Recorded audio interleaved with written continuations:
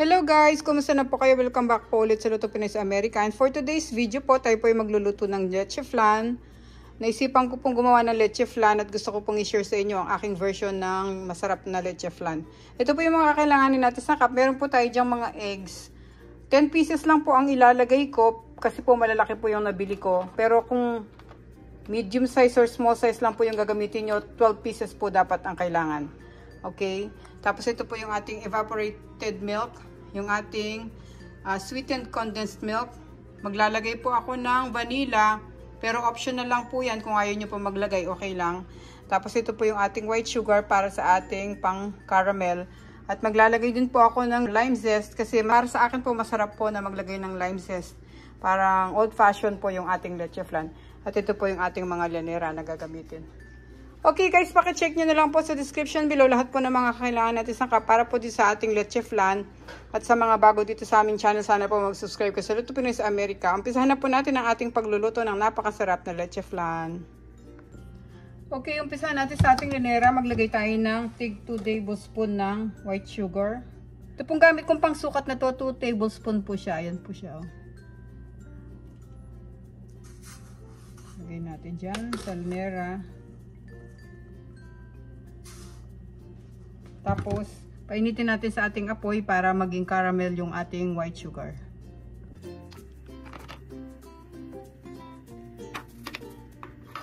Medyo igalaw-galaw lang natin para magpantay yung kulay ng ating asukal pag naluto siya.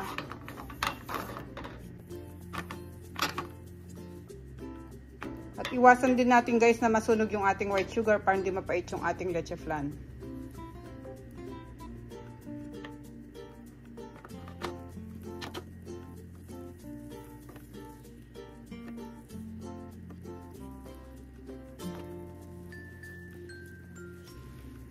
Yan. Pag golden brown na siya, pwede na natin i-off yung stove. Tapos sunod naman natin yung isa.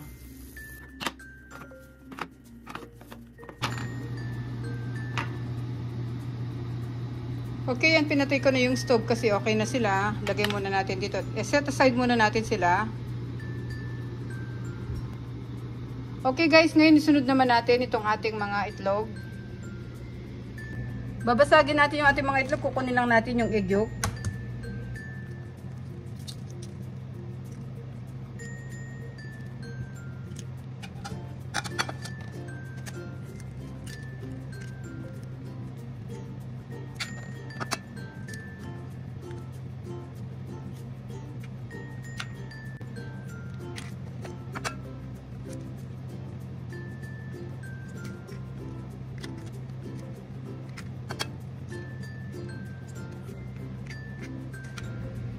Okay, tapos na yung mga eggs natin.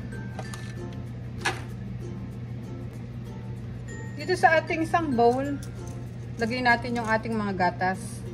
Lagay ko muna yung condensed milk.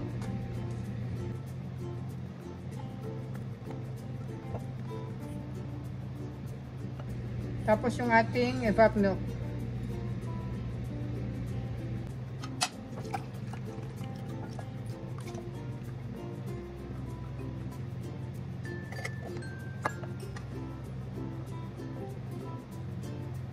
Tapos kunin natin tong ating mga eggs. Egg yolk.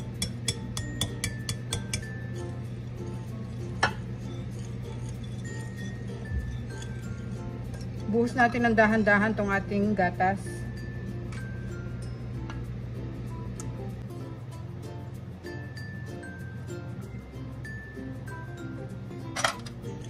Dapat guys, dahan-dahan lang paghahalo. Huwag natin i-overmix. Para hindi magbula yung ating leche flan.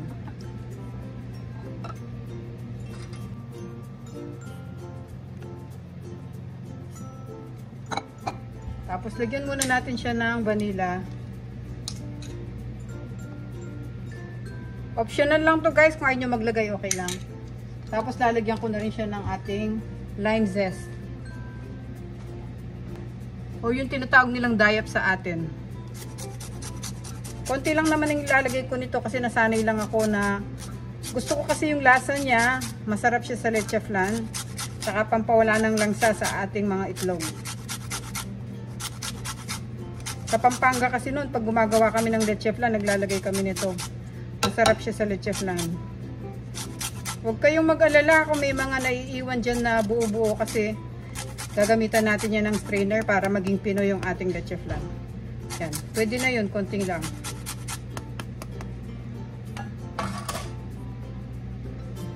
Yan, haluin natin. Pero dahan-dahan lang guys, huwag masyadong halong-halo para hindi siya magbula.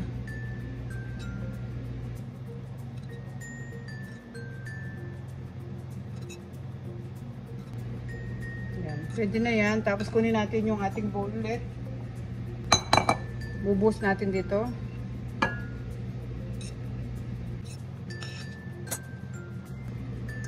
Yung evap milk na nabili ko, para may mga buo-buo siya. Oh.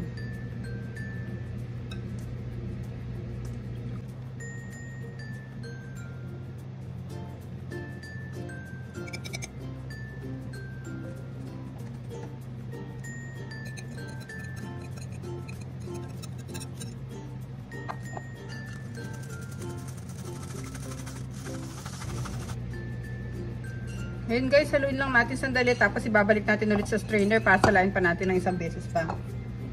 Binanlawan ko lang tong bowl natin.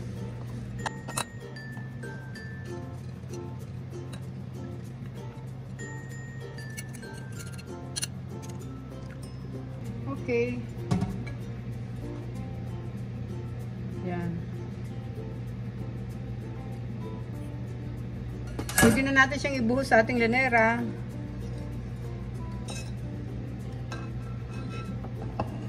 Ang paghahalo lang nito guys, dahan-dahan para hindi siya magbula. Ngayon ibubuhos na natin dito.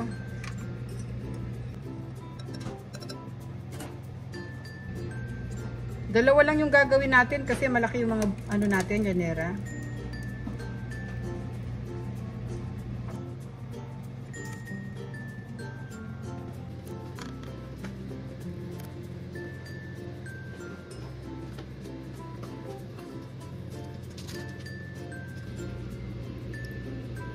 Okay, ngayon lagyan natin sila ng foil sa taas. Tatakpan muna natin.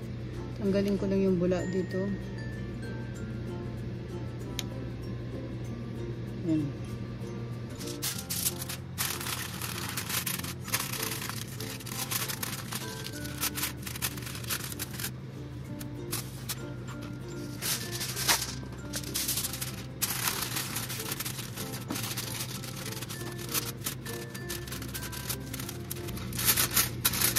Yan. Tapos hintayin natin kumulo yung ating water. Binuksan ko na yung aking steamer. At nagpapakulo na ako ng tubig. Ngayon guys, kumukulo na yung tubig natin. Buksan ko. Yan. Lalagay natin tong ating mga leche flan dito sa ating steamer. Pagpatungin ko na lang. Tapos lagay natin yung takip. At ngayon hinaan natin yung apoy sa pinakamahina. Sa low setting. I-steam natin sila na 1 oras. Yan, ganyan lang guys ha. Ganyan lang yung ating apoy. Mahinang mahina lang. Nakasan ko lang ng konti. Yan. Tapos set ko yung timer natin ng 1 oras. Okay. Babalik po ako after 1 hour. Check natin yung ating leche flan. Okay guys, tapos na yung ating timer. Yan. So check na natin yung ating mga ginawang leche flan. I-off na natin yung stove. Open natin sila. Pero huwag muna natin silang lilipat sa ating serving plate kasi palalamigin muna natin sila. Maganda yung talagang malamig na sila bago natin lilipat. Patayin ko lang yung timer natin.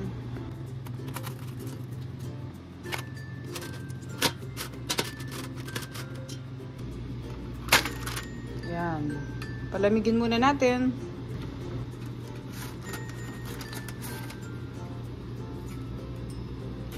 Yan. Diba? Okay, hintayin natin sila lumamig bago natin sila ilipat sa ating serving plate. Okay guys, hindi pa naman sila masyadong malamig pero pwede na nating i-boost yung isa sa ating serving plate. At para makita natin kung ano yung resulta. Tabi lang natin yung isa dito.